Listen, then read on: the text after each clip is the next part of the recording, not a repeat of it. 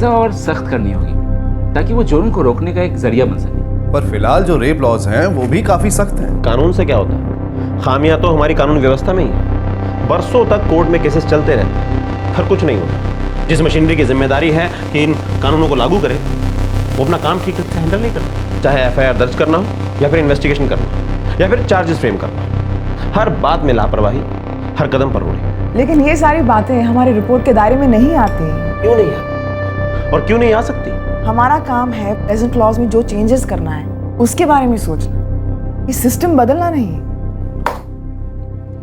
सिर्फ कानून बदल देने से हालात बदल जाएंगे? लेकिन हम अपने मकसद के दायरे के बाहर भी तो नहीं जा सकते। हमारा काम है रेप से जुड़े कानून में जरूरी बदलाव लाना। प्रशासन भी यही चाहता है हमसे। आम आदमी भी यही चाहता है। उसका जो गुस्सा है वो इसी बदलाव की मांग कर रहा है। हमारा गुस्सा, हमारे आंदोलन, सबका मकसद है जो आज अभी हो रहा है उसे रोको, उस पर रिएक्ट करो। जब तक हादसा याद रहता है जोश बरकरार रहता है। दरअसल हमें परमानेंट नहीं, इंस्टेंट सोल्यूशन चाहिए। मुझे भी एक इंस्टेंट सोल्यूशन चाहिए। टॉयलेट जाकर आता हूं। लेकिन उनका नजरिया तो ठीक था, लेकिन द पॉइंट बीइंग 65 साल बीत चुके हैं, फिर भी हम लोग कुछ नहीं सीख पाए। हम ये भी नहीं सोचते कि बहुत सारी चीजें ऐसी हैं जिन्हें हमें जड़ से बदलना है। आता हूं।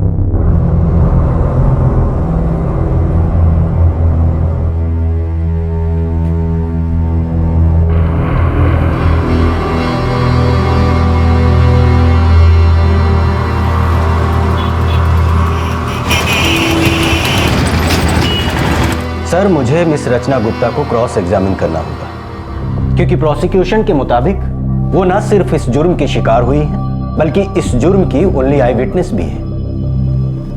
अगर ऐसा कोई जुर्म हुआ हो तो मिस रचना गुप्ता कोर्ट में कब आ सकती है? सर, पहली बात तो ये है कि पीड़ित मिस रचना गुप्ता इस शहर में नहीं है। उनका पूरा परिवार नगरपुर में जाके रहने लगा। दूसरी महत्वपूर्ण बात यह है कि रचना की हालत कोर्ट में आने लायक नहीं। अब कैसी है उनकी हालत? सर, उनकी हालत बहुत बुरी है।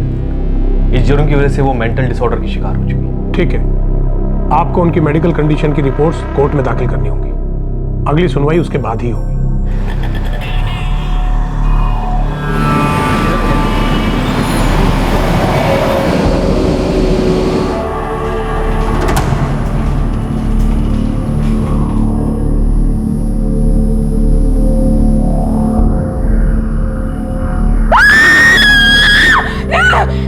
मेरे पास बता, मेरे दूर रहो मुझसे, मेरे गाँव मुझसे दूर रहो, दूर रहो मुझसे, मेरे पास बता, मेरे पास बता, मेरे गाँव मुझसे दूर रहो, मेरे पास बता, मेरे मुझसे दूर रहो, रचना दूर रहो, दूर, मेरे पास बता ना, मेरे गाँव। रचना बाहर आओ। रचना दूर रहो मुझसे, मेरे गाँव मुझसे दूर रहो। नहीं, हम तो फ्रेंड्स हैं ना? नहीं, हम थोड़ी ना कुछ बुरा करेंगे।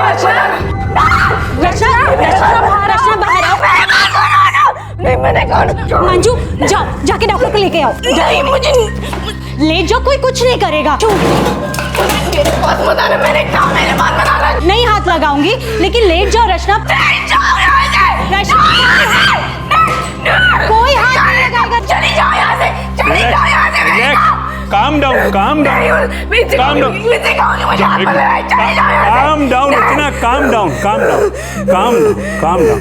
कोई कुछ नहीं करेगा, कोई तुम्हें हाथ नहीं लगाएगा। I promise. Now relax. Rachna, relax. Lie down. देखा, किसी ने हाथ नहीं लगाया। कोई कुछ नहीं करेगा। You okay? हर कोई मुझे छूने की कोशिश करता है, क्यों? मुझे अच्छा नहीं लगता। मैं उन्हें डांटूंगा, कोई कुछ नहीं करेगा। Sister, take care.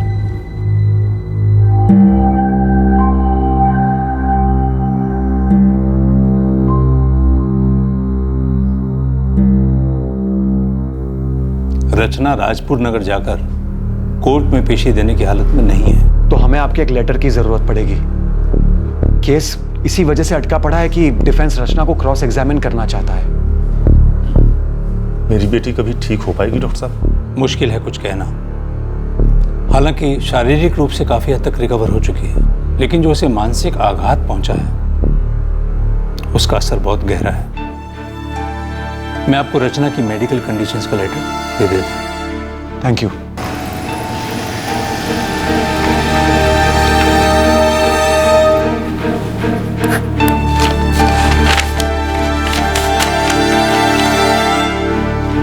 Thank you doctor.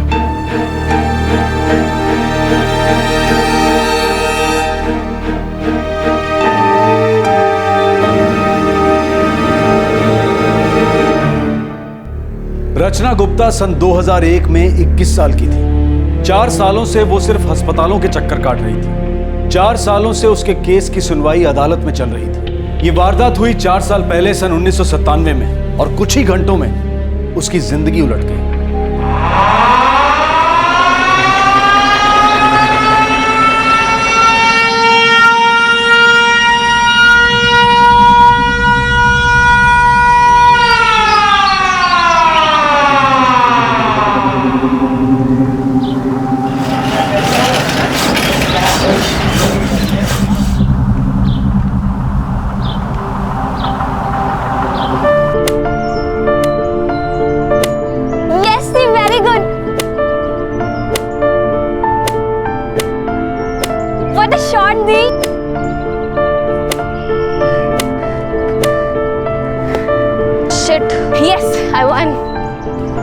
कल फिर से हो जाए।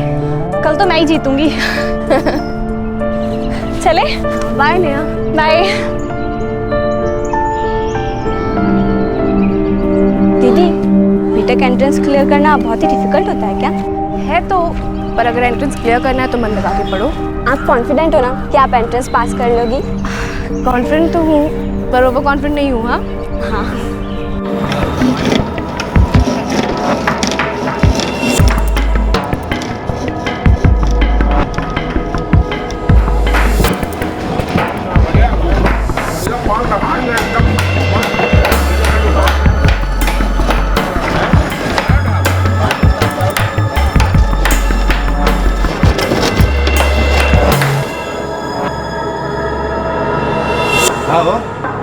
लो भैया, आ गई हमारे उजड़े चमन की बहार।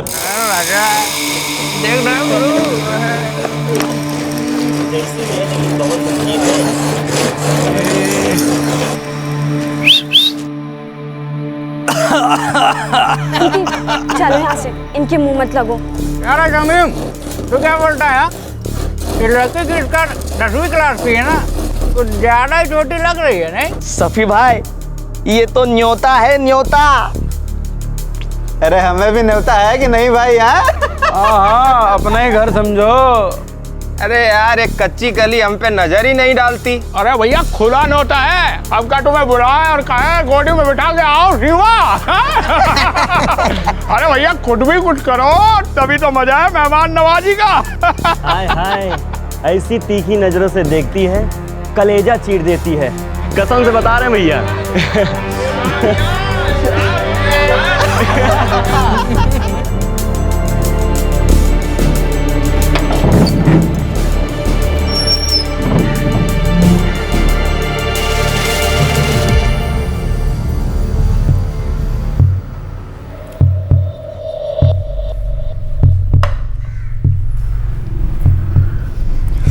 इतना गुस्सा आ रहा है ना मुझे, ऐसा लग रहा है कि पत्थर उठा के एक एक का सर ही फोड़ दूं। दीदी, ऐसे लोगों के मुंह लग के क्या फायदा? हम मम्मी को बताते हैं। मम्मी, आपसे कुछ बात करनी है। पिक्चर देखनी है? नहीं, अपने पापा से बात करो। नहीं मम्मी, मुझे कुछ और बात करनी है। क्या बेटा, क्या हुआ? मम्मी, वो जो चौक वाली दुकानदार है ना, वो पान वाला, लॉन्ड्री वाला, वो रोज गंदे गंदे कमेंट्स मारते हैं, रोज। अच्छे लोग हैं बेटा, और मैंने तुमसे कितनी बार कहा है कि पीछे वाली सड़क से आया करो। पर क्यों मम्मी?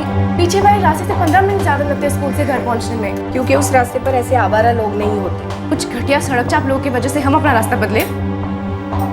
बेटा, ऐसे लोगों की कोई इज्जत नहीं होती, इन्हें कोई फर्क नहीं पड़ता, पर हमें पड़ता है। और ओछे लोगों की ना संगत अच्छी ना दुश्मनी। शरीफ लोगों का रास्ता ही अलग है। जब सामने ही नहीं पड़ेंगे तो कोई तकलीफ ही नहीं होगी। बेटा समझा करो, जानबूझकर खतरा क्यों बोल ले? रचना।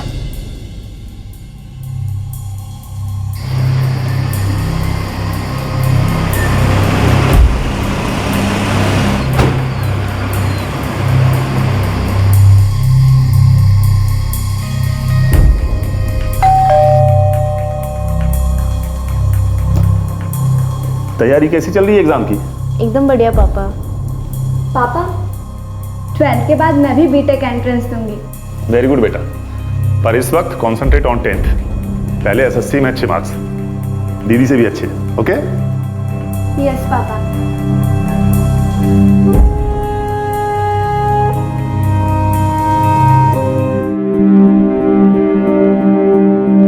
वक्त कितनी जल्दी गुजरता है ना। दोनों बेटियां जवान हो गई। आपके लिए जल्दी से वक्त बीता होगा, पर मेरी तो आंखों के सामने पल पल बड़ी हुई है दोनों। तुम खुशकिस्मत हो, हर पल करीब से देखा है। मैं तो काम में बिजी, सिर्फ शाम को या संडे को वक्त दे पाता हूँ। और अब तो रचना जल्दी हॉस्टल भी चली जाएगी। सोचकर अच्छा लगता है, पर डर भी लगता है कि इतने बड़े शहर में वो अकेले कैसे रह पाएगी। मेरी बेटी है वो, उसे कम मत समझना।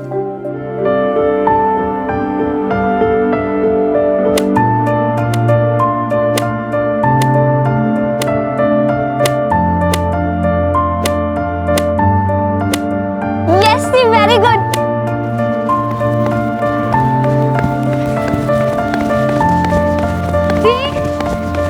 मैं नहीं भाग सकती अब। अरे चल।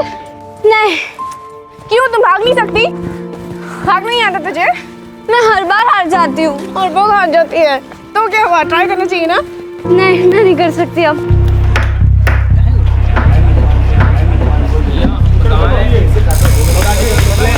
लो आ गई भाई तुम लोगों की उजड़े चमन की बहार।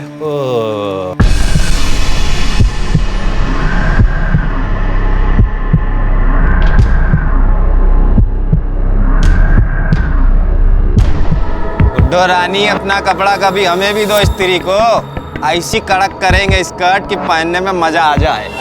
अबे साला, तुम्हारी तो शक्ल पे ही तुम्हारी नीयत लिखी है। गुड्डो रानी यहाँ आया करो हमारे पास। दीदी नहीं, चुपचाप घर चलो। है गुस्से में नैन कितने तीखे दिखते हैं रे। दी, तुम लोगों को शर्म नहीं आती क्या ऐसी हरकतें करते हुए? अरे ऐसा क्या कह दिया हमने? जी घटिया सोचे तुम लोगों की। माँ बाप ने यही सिखाया है। क्या है ना भाई, हम अंग्रेजी स्कूल में पढ़े नहीं ना, औकात नहीं है हमारी। तो तुम ऐसा करो कि तुम्हें हमें सिखा दो कि कौन सी बात से गुदगुदी होती है और कौन सी बात से गुस्सा होता है। नहीं, कसम खा के कहते एकदम दिल लगा के सीखेंगे। हाँ। और आप लोग तो पढ़े लिखे हो ना, कंपनी में नौकरी करते हो, तो यहाँ पे खड़े खड़े इन सबके घटिया कमेंट्स में हंस क्यों रहे हो? अगर आप लोगों के माँ बहन के साथ ऐसा ही होता तो दांते काते ऐसे। हरी मिर्च देखने में जितनी पतली, चखने में उतनी ही तीखी है ना सफी? अरे कामरान भाई, आप नहीं जानते हैं, लड़के में बहुत करारा जोर है। कसम से बता रहे, जब उछल उछल के बैडमिंटन की फुद्दी मारती है ना, हाय हाय हाय, मजा आ जाता है। अरे भाई, कहाँ होता है ये उछल कूद का खेल? जरा हमें भी बताओ यार, हम भी जरा देखें उछल कूद। दी घर चलो ना। मजा आया या और मजा चकाऊं? एक लाख दूं क्या तुम्हें?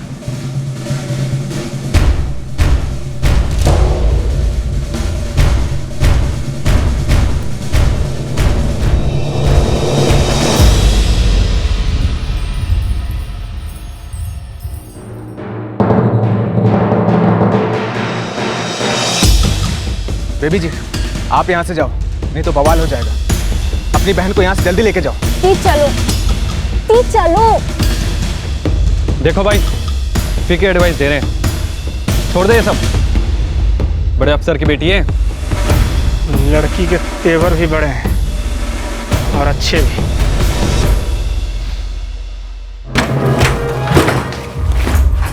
दीदी जाने दो, कल हम पीछे के रास्ते से आ जाएंगे। क्यों? गलती उनकी और सजा हम भुगते। दीदी प्लीज, इतना गुस्सा करने का क्या फायदा? हाँ, मुझे बहुत गुस्सा आ रहा है और मैं अपना रास्ता नहीं बदलूंगी। श्रुति, उन्हें अपना तरीका बदलना ही होगा।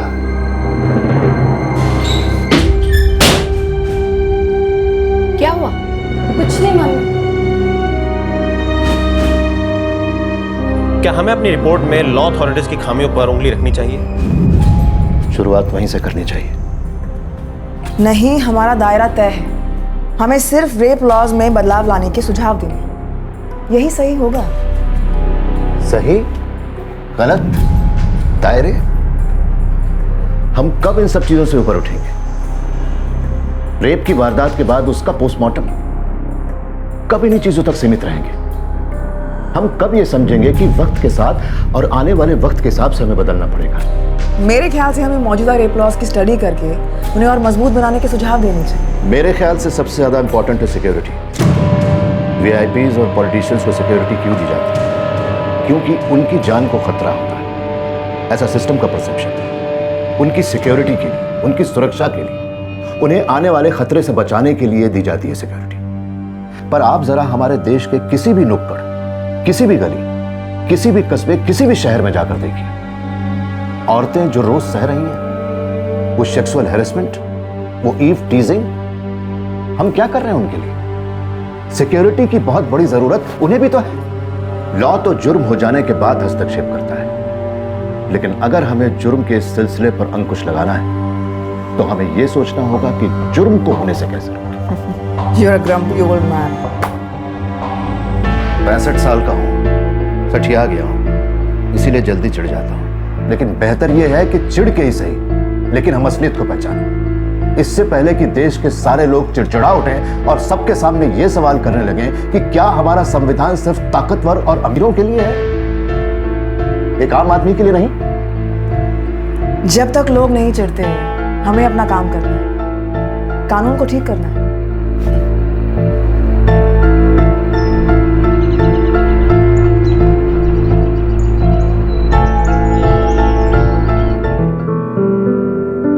अरे दीदी, वो हाथी चलना था ना। नहीं नहीं रुक, पापा के फेस पे स्माइल तो देख। कुछ तो चाल चलने के बारे में सोच रहे। क्यों पापा, सब समझती हूँ मैं।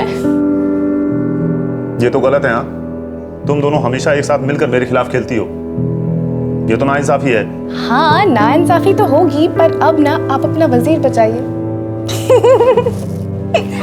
वाह दीदी।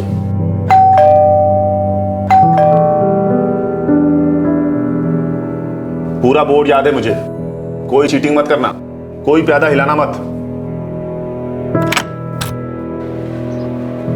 कहिए जी। क्या ये? रचना बेबी जी के लिए, हमको बोला दे देना। क्या ये? क्या है पापा? क्या हुआ? कौन आया था?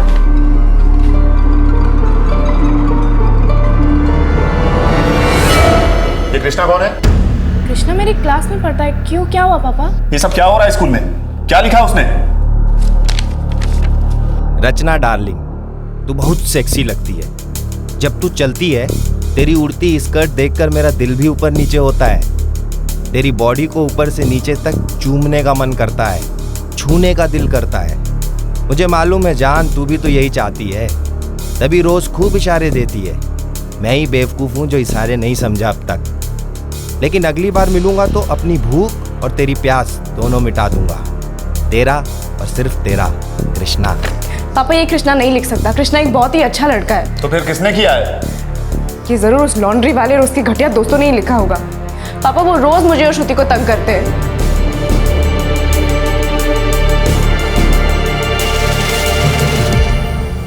सुनीता, रचना के साथ ये सब हो रहा था और तुमने मुझे बताया तक नहीं? जाहिल लोग हैं, आती जाती लड़की हो या 2 बच्चों की माँ, इन बदमाशों पर कोई कैसे लगाम लगाए? तो सब सहते रहे? उन्हें सबक सिखाना होगा, ऐसा चुपचाप तो नहीं बैठ सकते।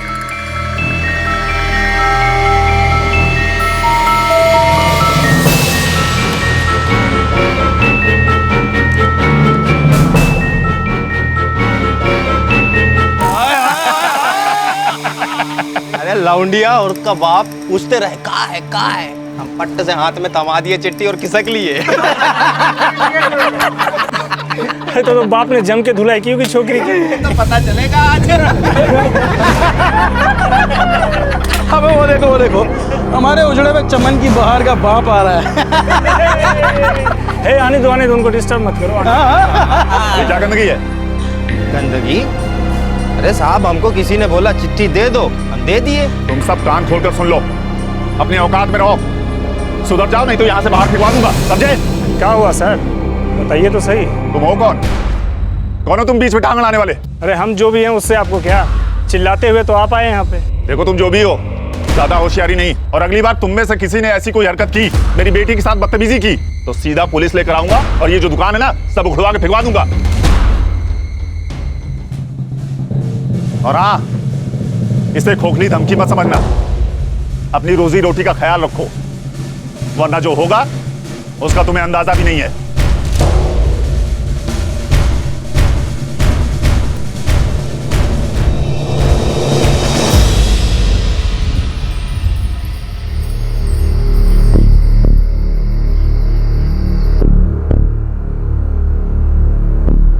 तुम तीनों एक बात काट बांध लो, ऐसे मामलों में चुप रहना ठीक नहीं है। अगली बार ऐसा कुछ हुआ तो सबसे पहले मुझे पता चलना चाहिए। आपको क्या लगता है पुलिस को इन गुंडे मवालियों के बारे में पता नहीं होगा? होगा पता सुनीता, लेकिन इसका मतलब ये नहीं कि हम चुपचाप बर्दाश्त करते रहें। कैसी बात कर रहे हैं आप? घूस देते हैं ये लोग, पुलिस से लेकर म्युनिसिपैलिटी तक सबको। इनके खिलाफ कोई भी हाथ नहीं उठा सकता। मम्मी, हमारे देश में डेमोक्रेसी है, कोई गुंडा राज नहीं। मालूम है बेटा, पर शायद तुमने नहीं देखा होगा कि मैं भी अखबार पढ़ती हूँ। तुम लोगों के चले जाने के बाद मैं सारी खबरें पढ़ती हूँ। पहले पन्ने से लेकर तीसरे पन्ने तक कई खबरें छपती हैं, लड़कियों और औरतों की छेड़खानियों की खबरें, या फिर वो खबरें जो छेड़खानियां वारदात में बदल जाती हैं। आवाजें उठती हैं गुस्से में, जोश में, फिर बैठ भी जाती हैं, खो भी जाती हैं। फर्क सिर्फ उन लोगों को पड़ता है जिन पर ये बीतती है और उनके परिवार वालों पर। तब ये डेमोक्रेसी और गुंडाराज कोई मायने नहीं रखता।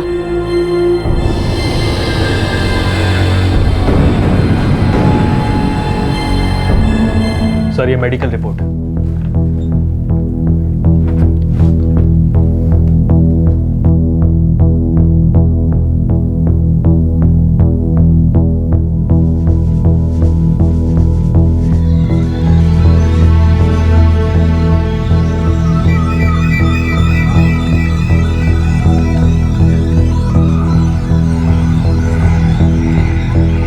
सर, जब तक लड़की कोर्ट में नहीं आएगी, प्रोसिक्यूशन ये साबित नहीं कर सकता कि उसके साथ बलात्कार हुआ था। अगर हम सिर्फ रचना गुप्ता के बयान पर इस केस का फैसला करेंगे तो ये मुकदमा इंसाफ का एक मजाक बनकर रह जाएगा। सर, पिछले 4 साल से वो मानसिक पीड़ा सह रही है। एक आम लड़की से एक मरीज बनकर रह गई है। जिसका एक उज्जवल भविष्य होना चाहिए था, वो अंधकार में खोकर रह गई है। किसी के छूने भर से, किसी के नजर भर के देखने से भी वो चीख चीख कर पागल सी हो जाती है। और आप कह रहे हैं कि ये 13 लोग उसकी हालत के जिम्मेदार हैं।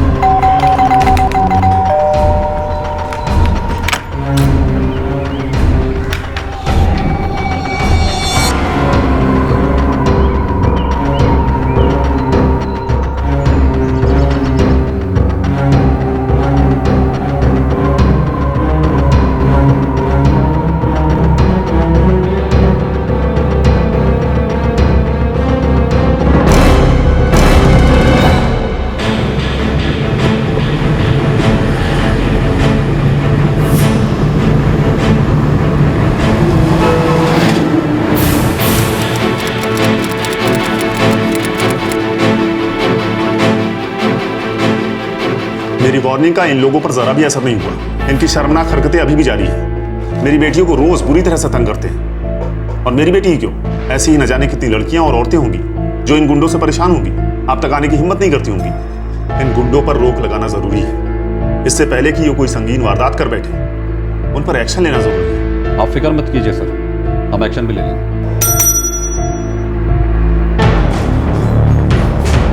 अच्छा मुकेश, जरा चौक पे जाओ, वहां पर जितने भी दुकानदार और फेरी वाले हैं उन सबको चमका दो।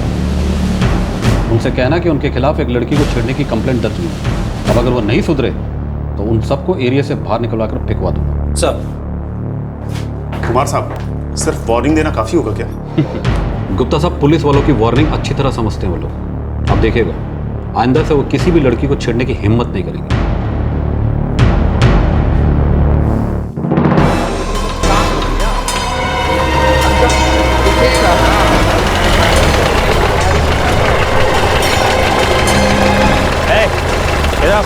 जल्दी। क्या हुआ सब? बहुत चर्बी चढ़ा तुम लोग को। क्या बात हुई साहब? लगाए पिछवाड़े पे डंडा। क्या हुआ साहब? पर साहब हुआ का? कमीनों, तुम लोग का शिकायत दर्ज हुआ थाने में। शिकायत? कैसा शिकायत साहब? आते आते लड़की को छेड़ते हो। बकवास है साहब। साहब सर उठाने का टाइम नहीं यार, लड़की किधर से देखेंगे हम लोग? साहब कोई गलत रिपोर्ट लिखाया होगा। हाँ। हम लोग शरीफ आदमी हैं साहब। ए हीरो चुप। अभी एक बात साफ साफ समझ लो, अभी सिर्फ वार्निंग दे रहे हैं। दोबारा अगर शिकायत आई ना तो सबके दुकान पे लगाएंगे सरकारी ताला, समझे? चलो।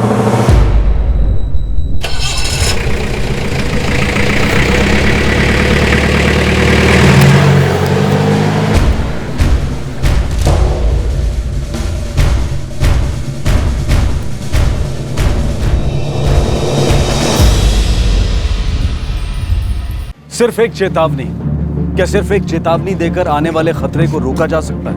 सिर्फ एक वार्निंग देकर ड्यूटी बजाने का रिवाज क्या तब भी इसी तरह से पूरा होगा जबकि शिकायत किसी वीआईपी, सत्ताधारी या किसी अमीर आदमी की तरफ से आई हो? या ऐसा सिर्फ एक आम आदमी के साथ होता है?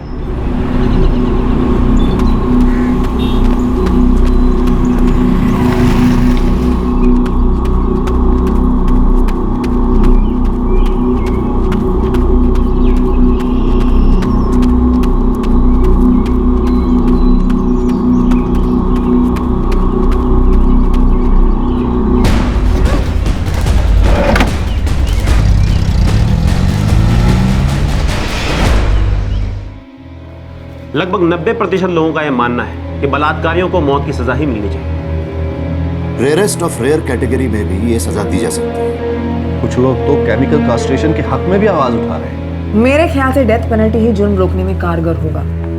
सन 2005 में एक बलात्कारी को फांसी की सजा हुई थी कोलकाता में। नाम था धनंजय चटर्जी। बलात्कार रोके उसको? मतलब आप नहीं मानते कि यह सजा जुर्म रोकने में सफल होगी? ज्यादा ट्रैफिक सिग्नल लगाने से ट्रैफिक रूल्स तोड़ने वालों को फर्क पड़ेगा, ऐसा जरूरी तो नहीं। मैं सिर्फ यही कहना चाहता हूं। मेरे नजरिए से अगर जुर्म को रोकना है तो उसकी जड़ पर प्रहार करना पड़ेगा। और ऐसे जुर्म की शुरुआत होती है लड़कियों के साथ छेड़छाड़, उनका पीछा करना, उन्हें सताना, स्टॉकिंग वगैरह वगैरह। जब भी ये जुर्म पहली बार अपना सर उठाता है, इसे वहीं पर रोक देना चाहिए।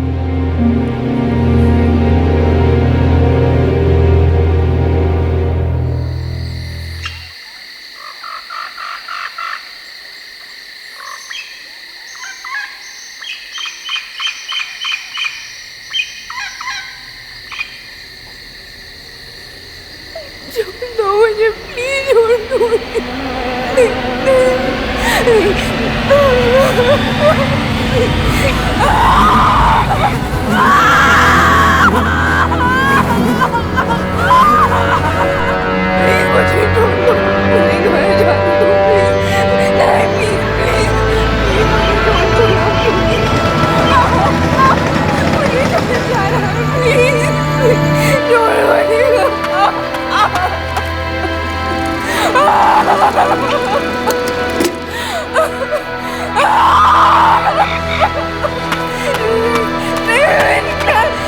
ये मुझे जाने दो।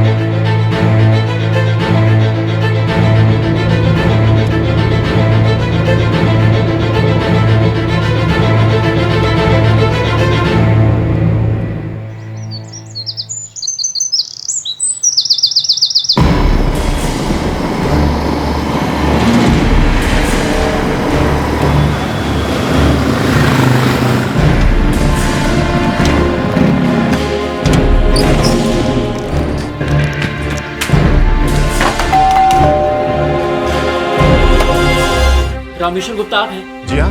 रचना आपकी बेटी है? जी हाँ। कहाँ है वो? आप लोग कौन है? जी वो हमारे घर पर है, उसकी हालत बहुत खराब है।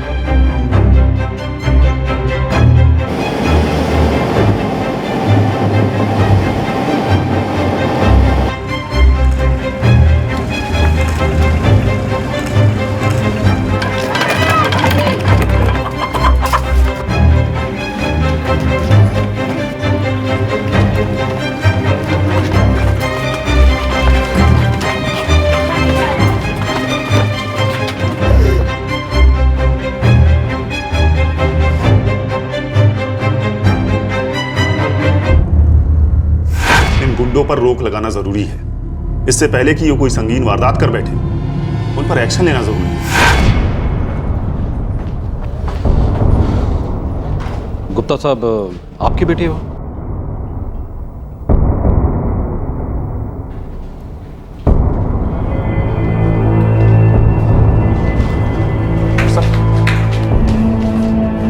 आप लोग जरा इस तरफ आइए।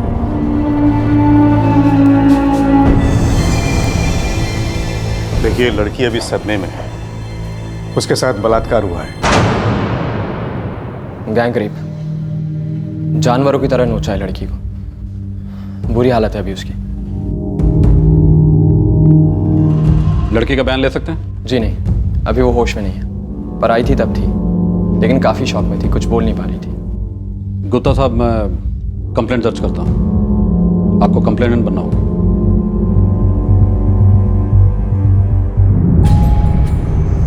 आई एग्री, हमें हरासमेंट के केसेस में कड़ी से कड़ी सजा देने पर जोर डालना चाहिए। लेकिन यदि बदले की भावना में झूठी कंप्लेंट होने लगे तो? अनगिनत कंप्लेंट्स आएंगी और ये जानना मुश्किल हो जाएगा कि कौन सी जेन्युइन है और कौन सी झूठी ना। ये वन साइड सोल्यूशन। तो आप लोग ये कहना चाहते हैं कि औरतें अपनी दुश्मनी निकालने के लिए इस कानून का इस्तेमाल करेंगे? नहीं, मेरे कहने का ये मतलब है।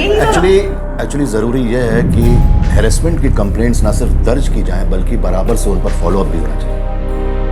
असली समस्या फॉलोअप की, क्या ये सच्चाई नहीं है कि हम आज तक ऐसा माहौल नहीं बना पाए जिसमें कोई हैरेसमेंट की शिकार लड़की किसी भी पुलिस स्टेशन में जाकर अपनी कंप्लेंट दर्ज करवा सके, बिना इस डर के कि उंगलियां उस पर ही उठेंगी?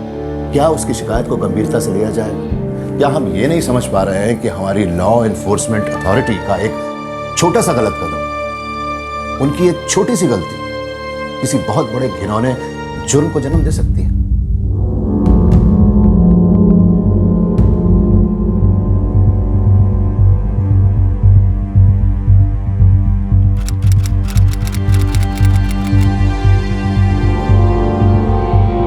शाम को 5, साढ़े 5 बजे वो घर से बाहर जॉगिंग के लिए निकली थी, फिर वापस नहीं आई। फिर आपने उसे हर जगह ढूंढा? जी हाँ, सारी रात ढूंढा, रचना के सारे दोस्तों को फोन भी किया। फिर सुबह सुबह टीकमपुर से 2 लड़के फरीद और असलम आए। हम उनके साथ उनके घर गए तो वहां मेरी बेटी। गुप्ता साहब, कहीं आपका शक वो चौक वाले लड़कों पर तो नहीं?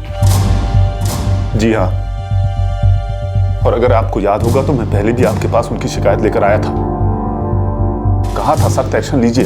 हमने उन लौंडों को वार्निंग दी थी गुप्ता साहब। जांच करनी पड़ेगी, पता करना पड़ेगा कि इस कांड में उन लोगों का हाथ है कि नहीं। फरीद और असलम की मां ने आपको बताया कि आपकी बेटी सुबह सुबह उनके घर पे गई थी? जी। कितने बजे? कह रहे थे बाहर अंधेरा था, सुबह के 4, साढ़े 4 बजे होंगे।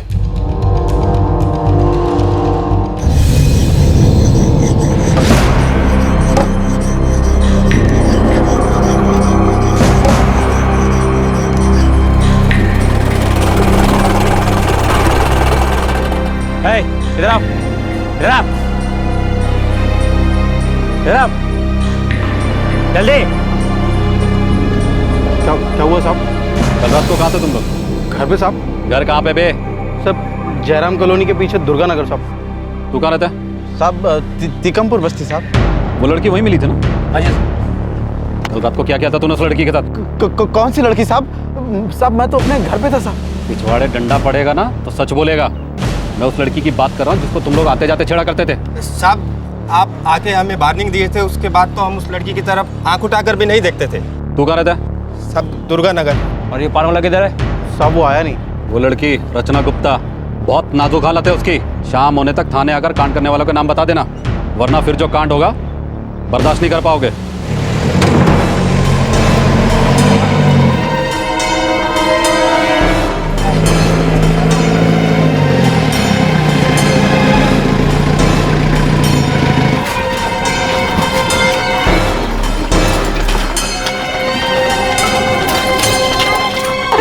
मेरे बच्चों ने कुछ नहीं किया साहब, मेरे बच्चों को छोड़ो ना साहब, मेरे बच्चों को छोड़ो साहब, मेरे बच्चों ने कुछ नहीं किया, मेरे बच्चों साहब, मेरे बच्चे बेकसूर है साहब, अल्लाह कसम उन्होंने सिर्फ लड़की की मदद की है साहब। वो लड़की कहाँ से आई थी? हमें कैसे पता होगा साहब दरवाज़ा खटखटाने की आवाज़ आई थी, दरवाज़ा खोला तो लड़की सामने थी साहब, हमें नहीं पता लड़की कहाँ से आई थी। सर इस बस्ती के पीछे एक जंगल है, शायद वहाँ से आई होगी। तुम दोनों को भी हमारे साथ चलना होगा। साहब मेरे बच्चे बेकसूर है साहब, उन्होंने कुछ नहीं किया साहब, बस उन्होंने लड़के के बाप को इत्तला दी साहब। अगर ये बेकसूर हैं तो आपको डरने की जरूरत नहीं है। मेरे बच्चे लेके चलो। मेरे बच्चों को कहाँ लेके जा रहे हो? मेरे बच्चों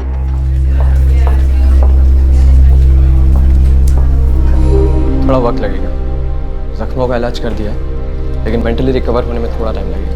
पत्थर जैसा चेहरा हो गया डॉक्टर साहब, कुछ भी नहीं बोली है अभी तक।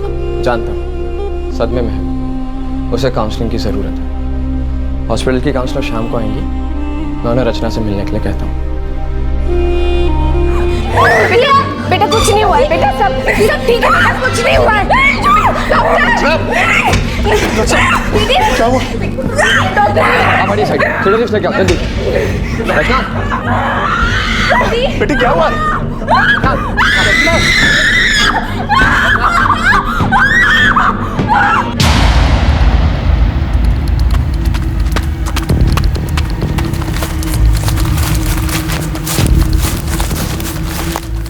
वो लड़की यहीं से आई थी? मालूम नहीं साहब, हो सकता है यहीं से आई हो। ये बस्ती जंगल के बहुत नजदीक है, कौन लोग शामिल थे इसमें? साहब अम्मी कसम, हमें नहीं पता। साहब हम लोग कॉलेज में पढ़ते हैं और शाम को घर देर से लौटते हैं। ये कांड भी शाम के बाद ही हुआ था।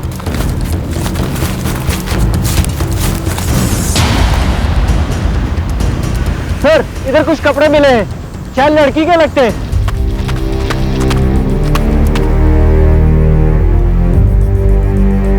कपड़े में खून के धब्बे, लड़की का हो सकता है।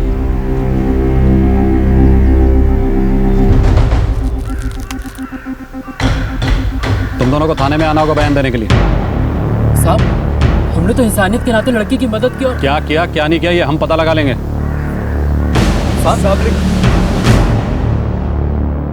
हाँ ये दीदी के कपड़े, शाम को उन्होंने यही पहने थे।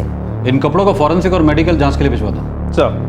गुप्ता जी, क्या आपकी बेटी इस वक्त बयान देने के हालात में है? सर एक शब्द भी नहीं बोली है अभी तक।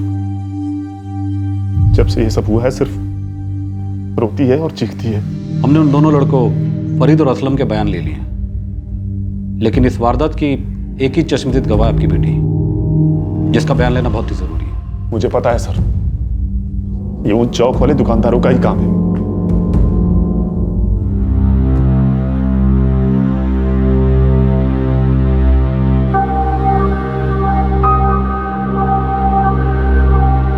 रचना, जो हुआ गलत हुआ, बहुत गलत हुआ, और मैं जानती हूँ अभी इसको हुए बहुत टाइम भी नहीं हुआ है, लेकिन अगर तुम हमसे बात नहीं करोगी तो हमें पता कैसे चलेगा कि इस सब का जिम्मेदार कौन है। अच्छा ठीक है, अगर तुम बात नहीं करना चाहती हो तो मैं तुमसे कोई सवाल नहीं पूछूंगी। मैंने सुना है कि तुम बैडमिंटन बहुत अच्छा खेलती हो, चैंपियन भी रह चुकी हो। तुम्हारी बहन श्रुति ने मुझे बताया।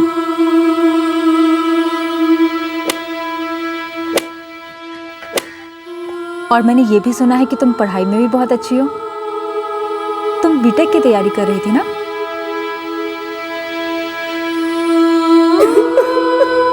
अच्छा शांत हो जाओ। अगर तुम नहीं चाहती तो मैं तुमसे कोई सवाल नहीं पूछूंगी, ठीक है? हम कोई बात नहीं करेंगे। तुम म्यूजिक सुनना पसंद करोगे? किस तरह के गाने पसंद करते हो तुम? रचना गुप्ता की हालत बहुत ही नाजुक थी। उसके साथ जो हुआ, उस वहशी जुर्म की खबर आग की तरह फैलने लगी। अखबारों की सुर्खियों में इस खबर को देखकर लोगों में धीरे धीरे गुस्सा बढ़ने लगा।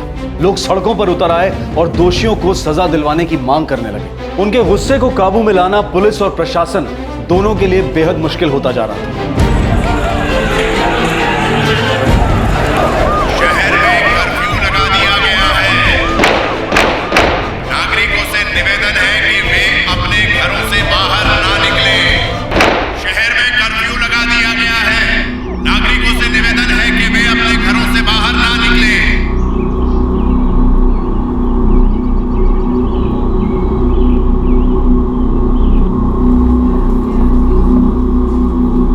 सर, सिचुएशन अभी कंट्रोल में है और शाम को कुछ घंटों के लिए हम कर्फ्यू रिलैक्स भी करने वाले हैं।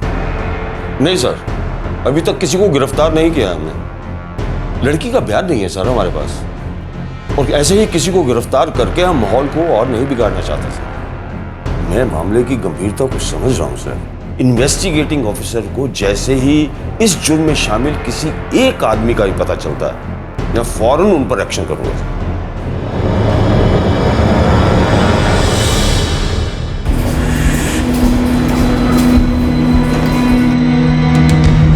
सब इंस्पेक्टर मुकेश इस केस के डेवलपमेंट की अब तक की सारी जानकारी आपको दे देंगे। लड़की का बयान ले नहीं पाए, ये हमारी सबसे बड़ी कमजोरी है। जानता हूं। पांडे जी, अब आप आ गए तो ये केस स्पीड में आगे बढ़ेगा। All the best. थैंक्स। मुझे वो पिछली कंप्लेंट चाहिए जो लड़की के पिता ने दर्ज की थी। सर लेकिन पिछली कंप्लेंट तो हमने दर्ज नहीं की सर।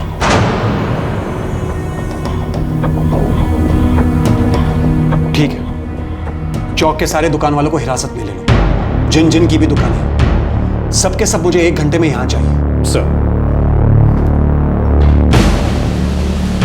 सर, इस केस के इन्वेस्टिगेटिंग ऑफिसर को मैंने बदला गया। मेरी बानी है। ये केस कितना सेंसिटिव है जानते हो? पूरा शहर गुस्से से उफन रहा है। लेकिन उसका शिकार मैं बन रहा हूं सर। रेहान, इसे पर्सनल मत लो, बात को समझने की कोशिश करो। ये तुम्हारे भले के लिए है। Yes sir, I understand.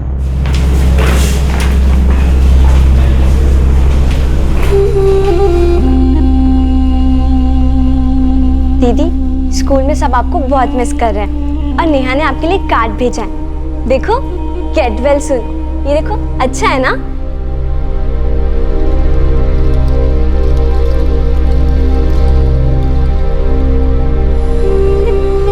दीदी, मेरे साथ चेस खेलोगी? वैसे मुझे पता है हारना तो मुझे ही है। अब मैं चौक के रास्ते से नहीं आती हूँ। वैसे भी सब दुकानें बंद हो चुकी हैं। पुलिस ने उन सबको अरेस्ट कर लिया।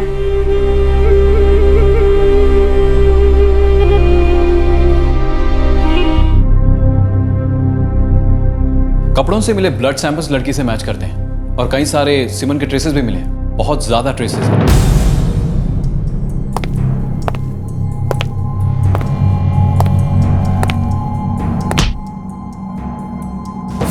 मुझे सबके नाम चाहिए, सबके नाम।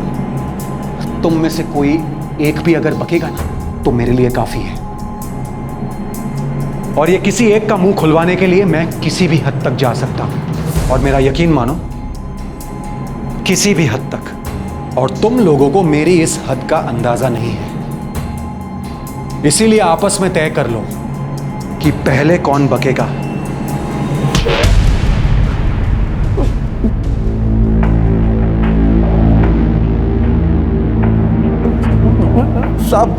साहब, हमें लगता है कि इसमें गुफरान और इदरीस का हाथ है साहब। साहब, हादसे की अगली शाम अप्रोच पानवाड़ी की दुकान पे आया था साहब। वो शमीम को कुछ बोल रहा था साहब। मैंने सुना था साहब।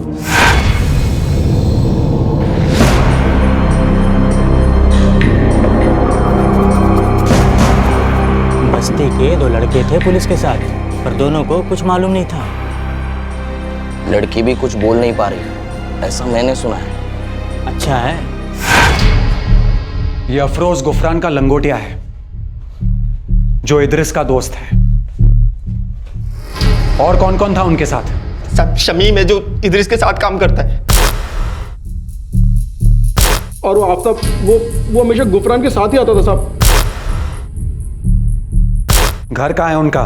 टीकम पर बस थी। ये वही जगह जहाँ लड़की मिली थी? हाँ साहब। मुझे पक्का यकीन है कि ये सब उस जुर्म में शामिल थे। इसीलिए जब तक कोई बकता नहीं है कि कब कैसे कहां जुर्म की प्लानिंग की और कैसे लड़की को किडनैप किया, किसी को छोड़ना मत।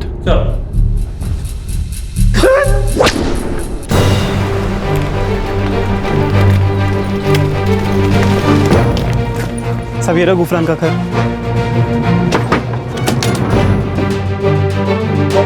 जी साहब। गुफरान कहाँ है? पता नहीं साहब, वो एक हफ्ते से घर नहीं आया।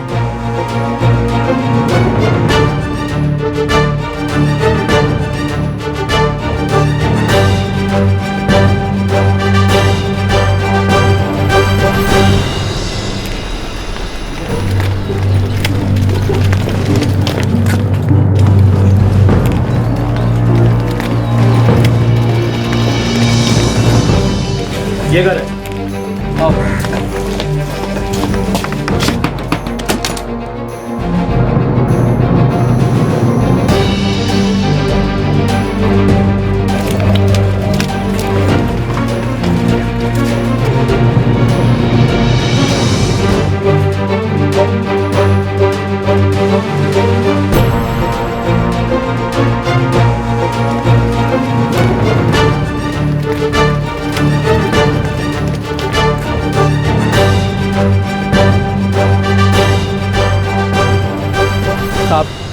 साहब पूरी बस्ती चाहती है वो लोग पकड़े जाएं।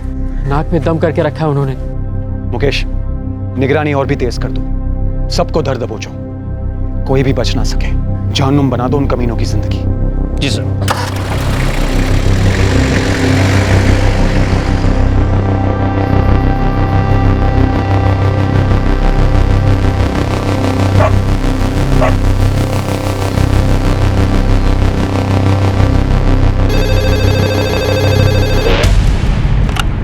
हेलो साहब, फरीद बोल रहा हूँ। बोल। साहब इदरिस घर पे आया है।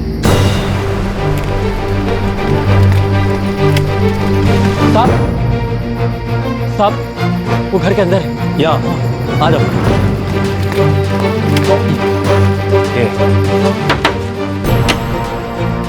क्या हुआ साहब? क्या हुआ साहब? पकड़ो इसको। कुछ नहीं किया साहब। छोड़ दो मेरे आदमी को साहब।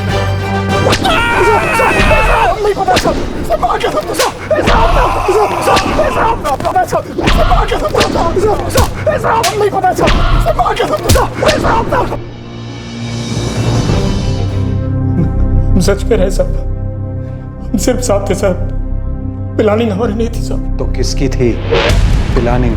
गुफरान की थी साहब।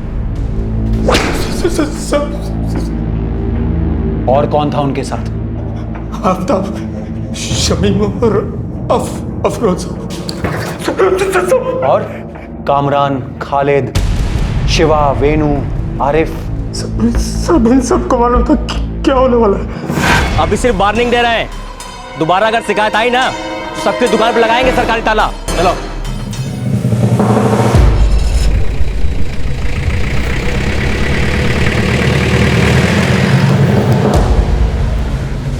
एक लौंडी साली सबको उंगली करके चली गई, सबकी इज्जत का कचरा कर रही हो।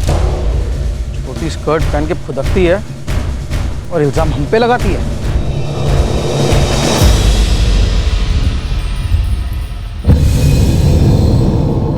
मामला जो है थाने तक पहुंच गया। तो डरते हैं क्या? ऐसा झटका देंगे ना कि लड़की भी रोएगी जिंदगी भर, उसका बाप भी। हाँ गुफरान भाई, चमका देते हैं। चल कुछ सोचता हूँ। सबको पता था गुफरान क्या करने वाला है। हमने लड़की को उठाया साहब।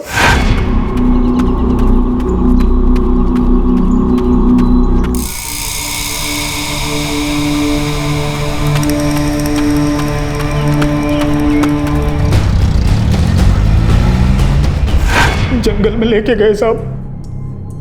टिकमपुर बस्ती के पीछे वाले जंगल में। इस कांड में गुफरान, अफरोज, आफताब, शमीम, तुम 5 ही थे? नहीं साहब, बाकी सब भी थे साहब, और बस्ती के 3 लोग और भी थे साहब।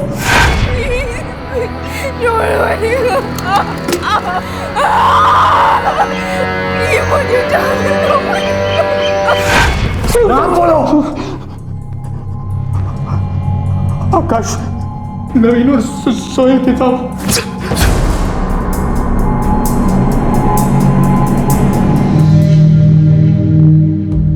ये बहुत ही मुश्किल है।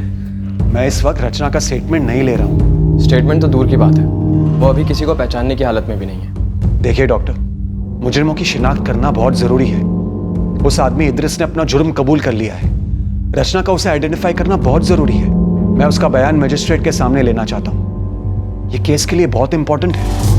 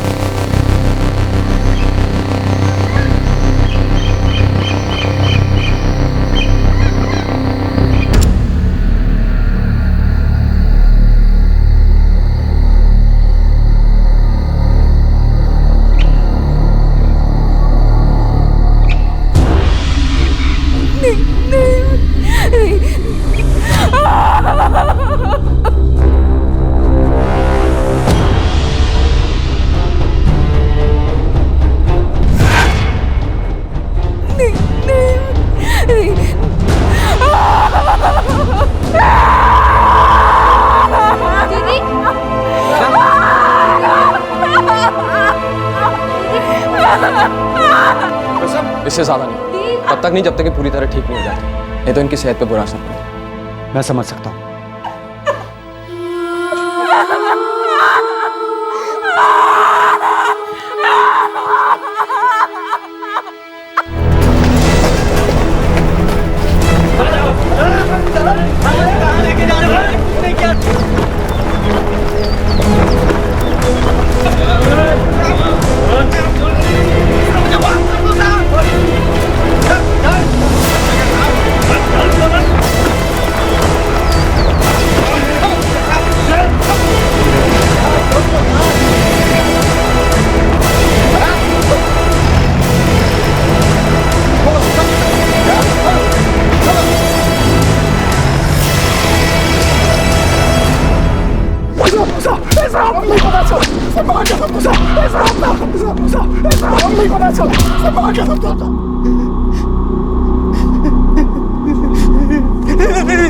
साहब नहीं पता गुफरान कहाँ है।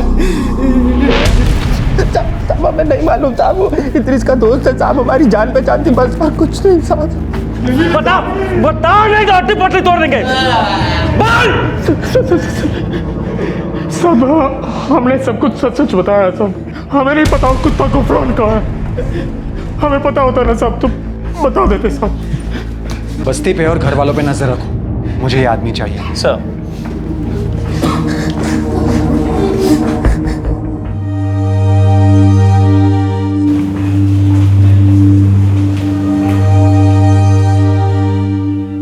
जितना हो सके उतना ही बताना। अगर थक जाओ या मन ना करे कुछ कहने का तो रुक जाना, लेट जाना। मैं यहीं पर हूं, ठीक है?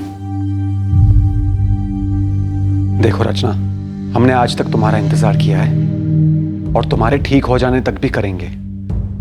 इसीलिए आज जितना हो सके हमें बस उतना बता दो। मुझे पता ही नहीं चला किसका हाथ था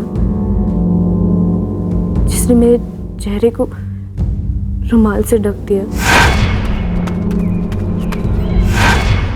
जब मुझे होश आया मैं एक जंगल में थी।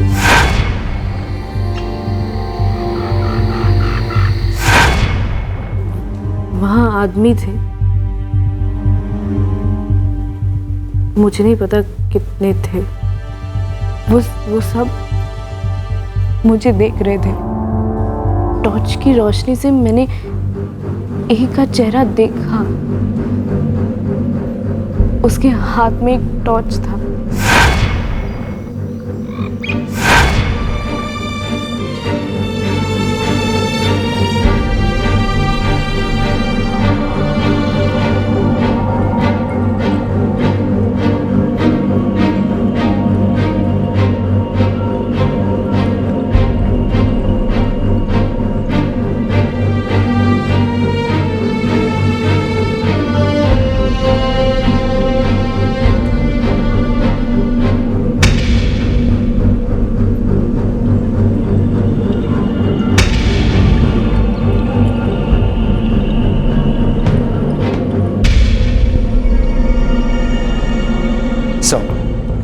इदरिस, अफरोज, आफ्ताब, शमीम, कामरान, खालिद, शिवा, वेनू, सफ़ी और आरिफ सब इस जुर्म में शामिल थे। एक आदमी और भी है, गुफरान, जो अभी भी फरार है। इन सब की दुकानें उस चौक पर है जहां पर ये हर रोज लड़की को छेड़ा करते थे। सर, 3 लोग और भी हैं, आकाश, सोहेल और नवीन।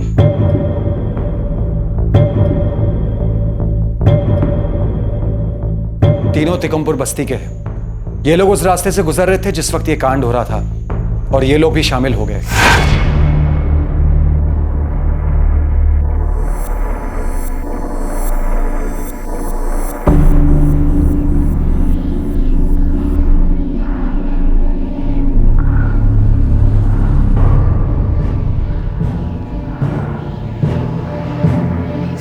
हमारे पास इदरिस, अफरोज, आफ्ताब और शमीम के कन्फेशंस हैं जो मजिस्ट्रेट के सामने लिए गए हैं।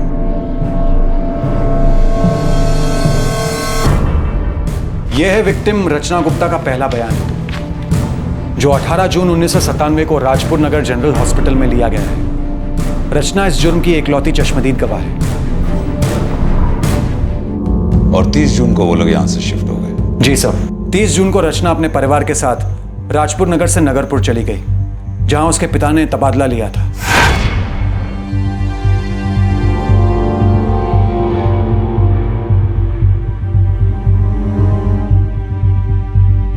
यह स्टेटमेंट भी रचना गुप्ता का है, जो 15 जुलाई 1997 को नगरपुर जनरल हॉस्पिटल में मजिस्ट्रेट की मौजूदगी में लिया गया है। चार्जशीट रेडी करो और कोर्ट में फाइल करो। सब thank you sir.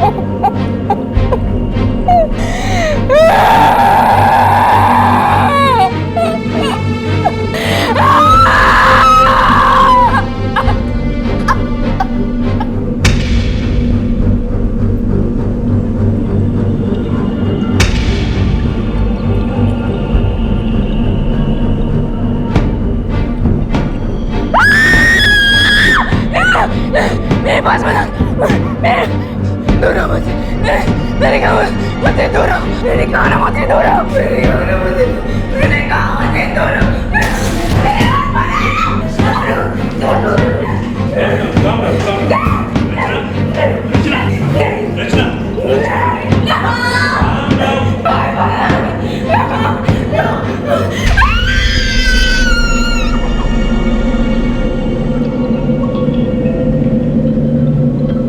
Chargesheet file की गई, सुनवाई शुरू हो गई, लेकिन रचना की हालत में कोई सुधार नहीं हुआ। शारीरिक तौर पर तो वो ठीक हो चुकी थी, लेकिन मानसिक सदमे से वो उबर नहीं पाई। इस जुर्म ने रचना को पूरी तरह से तोड़ दिया था। सिर्फ उसे ही नहीं, बल्कि उसके परिवार को भी, जो हर हाल में रचना के साथ रहा था। हर वक्त इसी आशा में, इसी उम्मीद में कि उनकी रचना एक दिन पूरी तरह से ठीक हो जाएगी और इस सदमे से बाहर आ जाएगी। सन 2003 में केस का फैसला सुनाया गया, जुर्म होने के 6 साल बाद।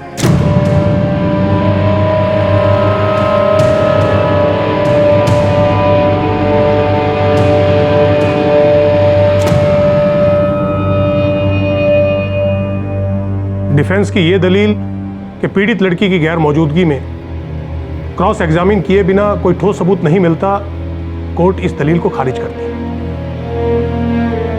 विक्टिम ने शुरुआती जांच में अपना पहला बयान इन्वेस्टिगेशन ऑफिसर को हॉस्पिटल के 3 डॉक्टर्स के सामने दिया था और उसका दूसरा बयान उस शहर के हॉस्पिटल में लिया गया था जहां उसकी फैमिली शिफ्ट हो गई, एक मजिस्ट्रेट के सामने। ये दोनों बयान एक दूसरे से मिलते हैं, जिससे साफ साफ पता चलता है कि ये लड़की एकदम सच बोल रही है। और रही बात मेडिकल रिपोर्ट की, तो इससे भी ये साफ है कि उस लड़की की ये हालत उस पर हुए हिंसक हमले की वजह से ही है।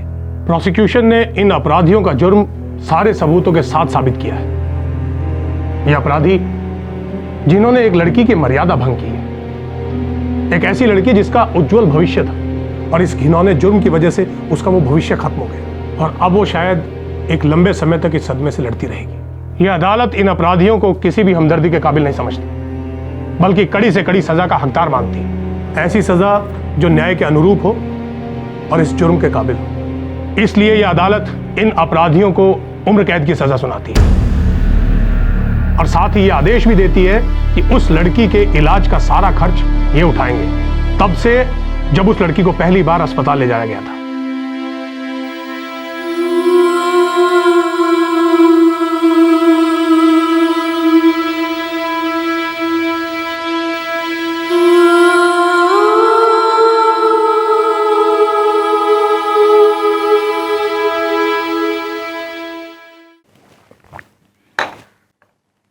सर एक सवाल है, हो सकता है आपको अजीब सा लगे, लेकिन ऑनेस्टली पूछना चाहता हूँ। पूछिए।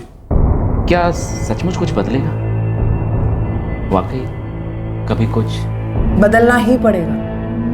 Enough is enough. Enough is enough. अगर हम ये समझ सकें, ये रियलाइज कर सकें कि कितनी बड़ी और गहरी ट्रेजेडी है जो हम अपने देश को विरासत में दे रहे हैं, और वो ट्रेजेडी ये है कि हम जुर्म को रोकने वाले तरीकों को अपनाने की जरूरत को नहीं समझ रहे। जरूरत है कि हम अपने कल की गलतियों से कुछ सीखें, जो सीखा है उस पर अमल करें। झटपट गुस्सा और इंस्टेंट सॉल्यूशंस को ढूंढने की हमारी आदत में हम ये भूलते जा रहे हैं कि जितना जरूरी कानून में बदलाव लाना है, उतना ही जरूरी है कानून का पालन करने वाली निचली संस्थाओं पर अपनी पकड़ को मजबूत करना।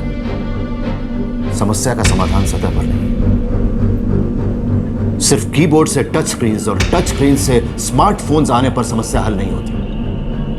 जरूरी है समझना कि अब सचमुच बहुत हो चुका। ऐसे जुर्मों की वजह से हम अपने देश के मासूम, होनहार और युवा जिंदगियों को अब और नहीं खो सकते।